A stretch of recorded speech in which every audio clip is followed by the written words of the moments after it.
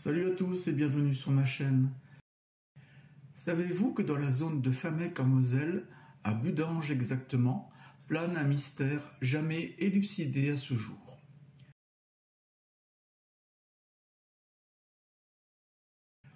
On commence tout de suite par la légende.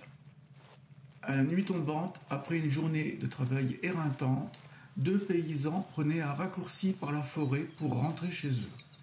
Malgré la fatigue des champs, ils étaient impatients de prendre un bon repas chaud.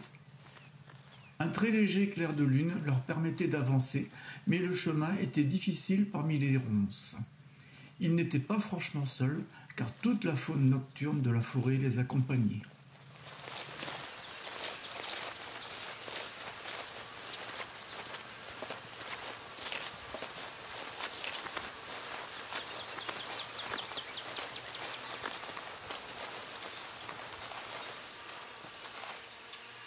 Soudain, il n'y eut plus aucun bruit.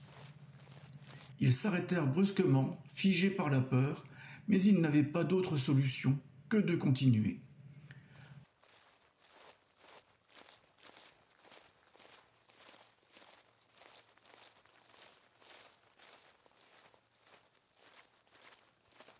Au détour d'un gros buisson, ils tombèrent nez à nez avec une statuette qui, vu son état, avait dû passer un long moment dans l'humidité du bois.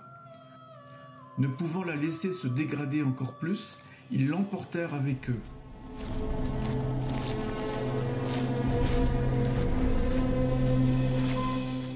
Chemin faisant, ils décidèrent d'aller voir le curé du village qui saurait certainement quoi en faire.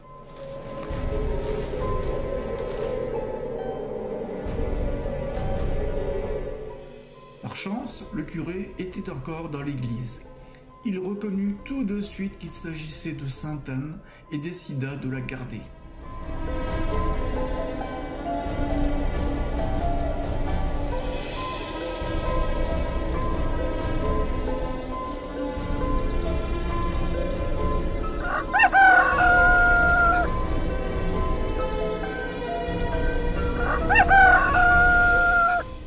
Petit matin, à son réveil, il s'empressa de venir voir la sainte, mais, à sa grande surprise, elle avait disparu.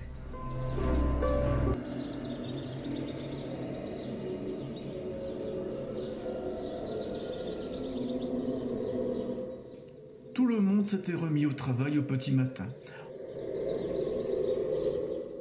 en passant par le repas du midi, le séchage et le stockage du fourrage pour les animaux. À la fin de la journée, nos deux paysans reprirent le même raccourci que la veille et se décrivaient la scène de la statue de la veille. Soudain, au même endroit, ils découvrirent à leur grande stupéfaction à nouveau la même statue.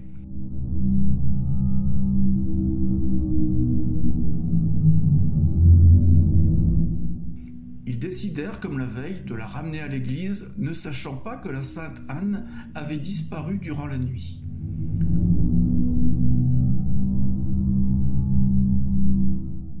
À grands pas, ils regagnèrent le village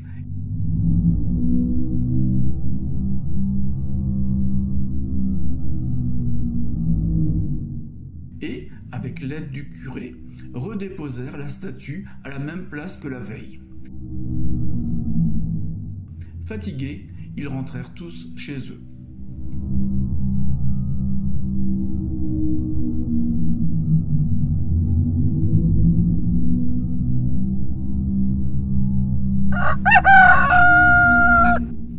À l'aube du troisième jour, le curé se dépêcha d'aller voir la statuette qui avait à nouveau disparu.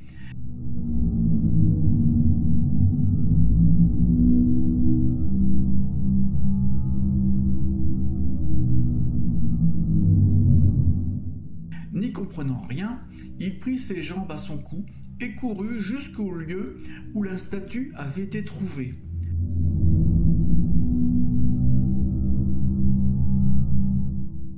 À sa grande surprise, la statue de Sainte Anne était à nouveau là. Il se réfugia dans la prière pour trouver de l'aide. Il ne pouvait pas laisser Sainte Anne dans les bois. La réponse arriva et c'était une très bonne idée. Sainte-Anne serait ainsi protégée tout le temps. Il suffirait de construire une chapelle à l'endroit exact où elle a trouvé refuge. Ça sera la chapelle Sainte-Anne. Aujourd'hui, cette chapelle de style gothique n'a laissé aucune archive sur son histoire. C'est un peu comme si on avait voulu faire de ce lieu un endroit préservé, retiré, où l'on pourrait prier dans la solitude, le recueillement et l'oubli.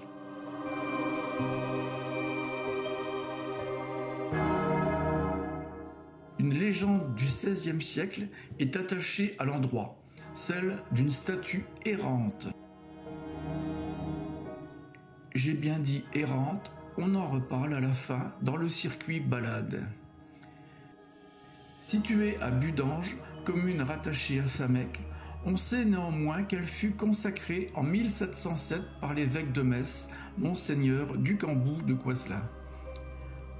La date de 1838, inscrite sur la façade, correspond à une restauration du gros œuvre. En 1849, Monseigneur Dupont des Loges, évêque de Metz, ordonne qu'elle serve aux usages autorisés à ce jour, à savoir une messe le jour de la Sainte-Anne.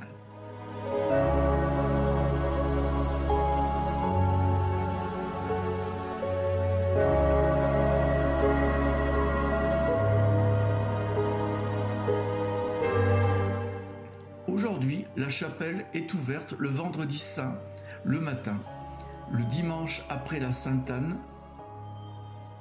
ainsi qu'à l'occasion des journées du patrimoine le samedi et le dimanche de 14h à 18h.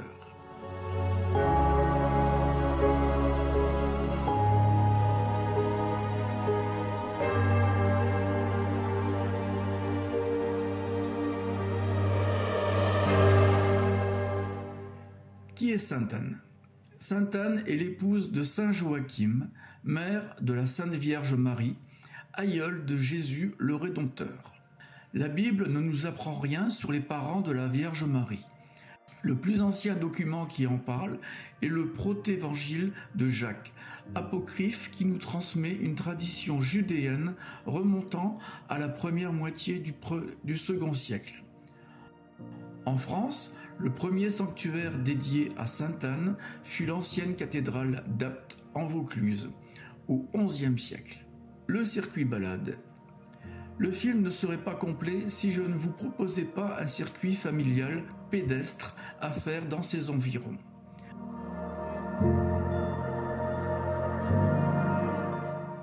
Le point de départ est la chapelle, et si vous continuez suivant le balisage et sur une piste cyclable vers l'étang communal de Saint-Hubert, où il y a des tables de pique-nique, puis vous rentrez dans les bois suivant le parcours que je vous indique. Ouvrez bien les yeux les enfants. La légende dit qu'il y aurait encore une ou plusieurs statues errantes cachées dans les environs de la chapelle. Bonne promenade et si vous trouvez une statue, mettez-le en commentaire. C'est tout pour aujourd'hui. Si cette vidéo vous a plu, pensez à faire un clic sur j'aime et à vous abonner à ma chaîne pour m'encourager dans mes recherches.